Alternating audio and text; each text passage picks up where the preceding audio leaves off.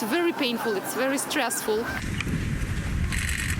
Once a thriving city in the southeastern part of Ukraine, now completely destroyed and surrounded by Russian forces, Mariupol has become the most heavily bombed city in Russia's unprovoked war on Ukraine, suffering the brunt of Russian attacks. Ukrainian forces have fought off Russian efforts to occupy Mariupol, but innocent civilians continue to die as people try to escape the battered and besieged port city. It's frustrating, it's scaredness, it's hopeless.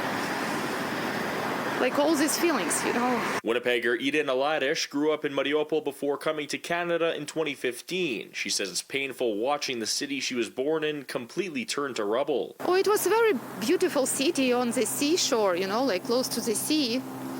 Especially like last maybe 10 years, a lot of investment came to this city. It had a beautiful parks, beautiful schools, like people loved this city, like in all Ukraine. Unfortunately, city was very beautiful because right now, what officially, like government says that 80-90% of city completely destroyed. There is no building that still alive.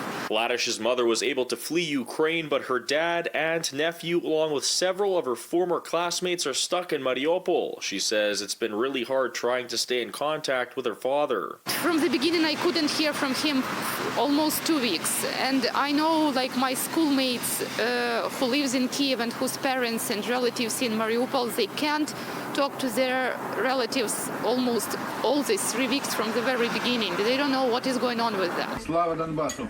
Ladish says she feels helpless not being able to assist her family members stuck in Mariupol. Ladish was able to confirm that Russian forces have been taking Ukrainians from the city and putting them on buses. She says her former classmates that live in Kiev say some of their relatives were transferred to different cities in Russia.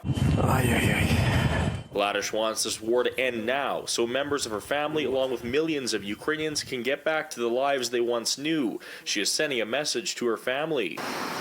Of course, I want them to hear that we still love them and we will do everything to help them as much as we can. We worry and want them to stay alive, like everything like else doesn't matter for this moment, you know, like just to be alive. In Winnipeg, Alex Karpa, City News.